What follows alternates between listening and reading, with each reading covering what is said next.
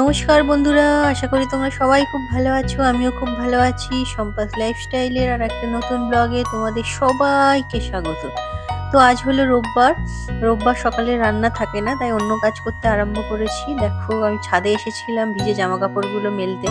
এগুলো আসলে আমি আগের দিনই কেচেছিলাম, কিন্তু নিচে বারান্দায় শুকোচ্ছে না, তাই আজকে ছাদে রেখেছিলাম। যেহেতু ভালো রোদ বেরিয়েছে, তাই ভাবলাম ছাদেই মেলে দিই। তবে জানি না কতক্ষণ শুকোতে পারবো, কারণ বৃষ্টি হয়তো কিছুক্ষণ পরেই আবার নামবে। তো তাও যাই হোক, যতক্ষণ সময় পাচ্ছি এগুলো শুকিয়ে নিই, তো তারপরে অন্য কাজে হাত দেব।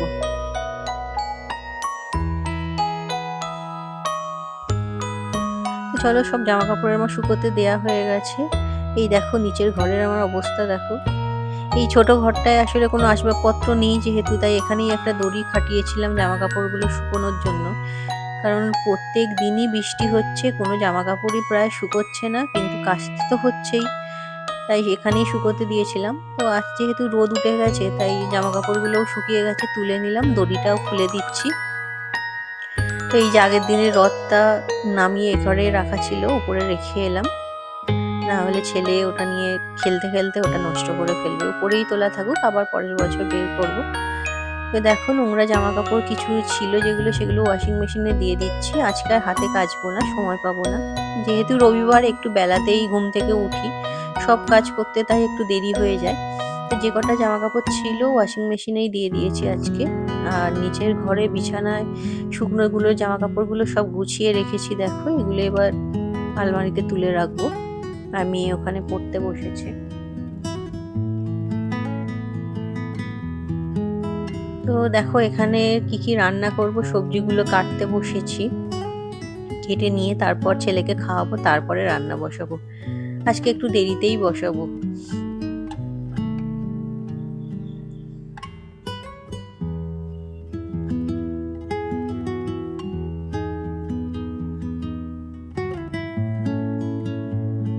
তো দেখো, আমি রান্নাঘরে চলে এসেছি, প্রায় 11টা বাজে।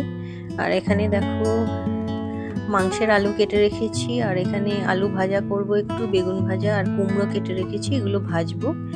আর মাংস করব, আর বিশেষ কিছু রান্না করব না আজকে ভাবছি। এখানে চিকেনটাও দেখো ধুয়ে রেখে দিয়েছি।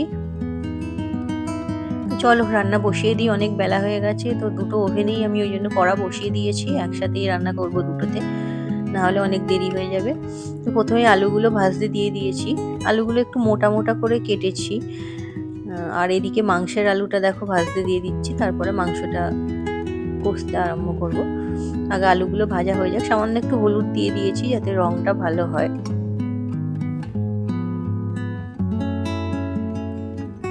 দেখো, এদিকে আলুগুলোও ভাজা হয়ে গেছে, মোটা মোটা করে কেটেছি বলে আলুগুলো কিন্তু ভাঙেনি, কি সুন্দর দেখো আছে, ঝরঝরে হয়ে রয়েছে এখনো। আলু আমার ভাজা হয়ে গেছে, তুলে নিচ্ছি। দেখেছো, ভাজা হয়ে যাওয়ার পরেও কিন্তু আলুগুলো একটু ঘেটে যায়নি, সুন্দর বেশ ঝুড়ো ঝুড়ো ভাজা হয়েছে দেখলাম। তো অনেকটাই তেল দেয়া হয়ে গেছিল কড়াইতে, ওইতেই কুমড়োটা আর বেগুনটা ভেজে নেব, আর তেল লাগবে না। এদিকে মাংসের আলুগুলোও দেখো ভাজা হয়ে গেছে, তুলে নিচ্ছি। এবার ওই কড়াইতেই এই যে গোটা গরম মশলা, জিরে আর তেজপাতা ফোড়ন দিয়ে দিচ্ছি, একটু ভেজে নেব, তারপর পেঁয়াজগুলো দিয়ে দেব।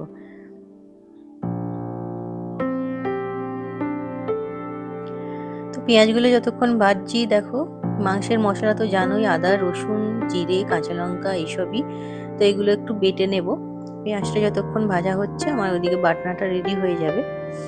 আর ওদিকে কুমড়োটাও ভাজতে দিয়ে দিয়েছিলাম। তো দেখো, বাটনা বাটা হয়ে গেছে আমার, দিয়ে দিলাম। আর এর মধ্যে এবার কাশ্মীরি লঙ্কার গুঁড়ো, একটু হলুদ গুঁড়ো, আর এটা হলো সোয়া সস,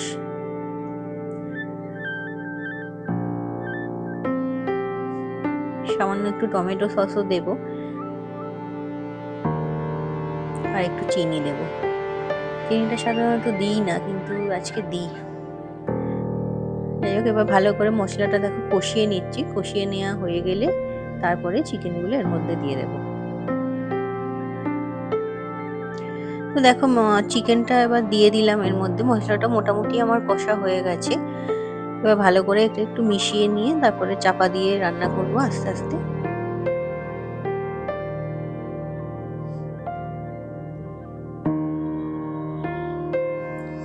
তো রবিবার যেহেতু আগেই বলেছিলাম চিকেন বা মাটন এইসব থাকলে আর বিশেষ কিছু রান্না আমি করি না।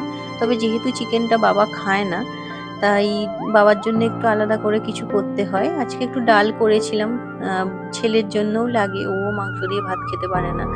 তো ডাল করেছিলাম। মাটন হলে আর ডালটাও অতটা লাগে না, তবে চিকেনের জন্য লাগে। মাটন হলে শুধু মাটন আর একটু ভাজা করে নিলেই আমার হয়ে যায়। তো যাই হোক, দেখো চিকেনটা আমার কষানো হয়ে গেছে, তো জল দিয়ে দিলাম। এবার এটা একটু লো ফ্লেমে চাপা দিয়ে রান্না করলেই হয়ে যাবে। দেখো এদিকে ভাতটাও আমি ফ্যান গালাতে দিয়েছিলাম, হয়ে গেছে এটা।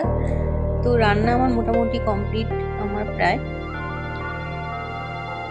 চলো তোমাদের সঙ্গে শেয়ার করি কি কি রান্না করলাম। ওখানে তো ভাত আছে জানোই, আর এখানে আলু ভাজা, কুমড়ো ভাজা, বেগুন ভাজা করেছি, অল্প করেই করেছিলাম, আর এখানে চিকেনটা আছে।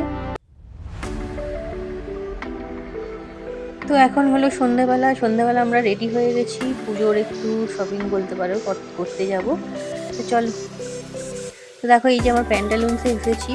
প্যান্টালুন্সে সমস্ত ব্র্যান্ডের জামা কাপড়ের উপরেই ডিসকাউন্ট চলছে, 30%, 50%, 60% পর্যন্ত ডিসকাউন্ট আছে। তো তাই আমরা এসেছিলাম একটু। তো প্রথমেই গিয়েছিলাম এই যে কুর্তি সেকশনে। এগুলো রঙ্গমঞ্চের কুর্তি, জানো তো কুর্তিগুলো এত সুন্দর ছিল। এগুলো প্রায় 50% ডিসকাউন্টে বিক্রি হচ্ছিল।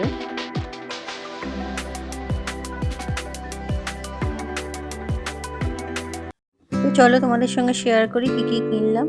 এই যে এই কুর্তিটা নিয়েছি, আর এই কুর্তিটাও নিয়েছি, এটা তোমরা আগেই দেখেছো হয়তো। হাতাটার খুব সুন্দর কাজ আছে এই কুর্তিটার। আর একটা কুর্তি নিয়েছি একটু লাইট গ্রিন কালারের, এই যে এটা। এই কুর্তিটারও নিচের দিকটা দেখো খুব সুন্দর কাজ আছে। এগুলো সবই রঙ্গমঞ্চের কুর্তি, এগুলো খুব সুন্দর সুন্দর স্টক ছিল। আর মেয়ে নিয়েছে এই টপটা দেখো। তো এরপরে আর একবার আমাদের প্যান্টালুন্স যেতে হয়েছিল কিছু চেঞ্জ করার জন্য, তো তখন চেঞ্জ করে দেখো এই পিঙ্ক কালারের এই কুর্তিটা এনেছি। আর প্রথম যে সবুজ কুর্তিটা দেখালাম সেটা চেঞ্জ করে এই ব্লু রঙের এই কুর্তিটা এনেছি। এই কুর্তিটার সামনেটার খুব সুন্দর ডিজাইন আছে দেখো। আর মেয়ে একটা এই যে জিন্স কিনেছে ওখানে গিয়ে ওই টপটার সঙ্গে পরার জন্য। ওর সামনে একটা অকেশন আছে, ওখানে পরার জন্যই কিনেছে, তোমাদেরকে সঙ্গে পরে নিশ্চয়ই শেয়ার করব। আর এই যে এই টপটার সঙ্গে পরার জন্য। তো যাই হোক, আজকে ব্লগটা আমার এইটুকুই। আশা করি তোমাদের ভালো লেগেছে। যদি ভালো লেগে থাকে অবশ্যই একটা লাইক করে দিও, আর যদি একটু বেশি ভালো লেগে থাকে অবশ্যই চ্যানেলটা সাবস্ক্রাইব করে দিও, আর কমেন্ট করে জানিও তোমাদের কেমন লাগছে আমার ব্লগ। আর সবাই ভালো থেকো, সুস্থ থেকো। তো আজকের মতো টাটা।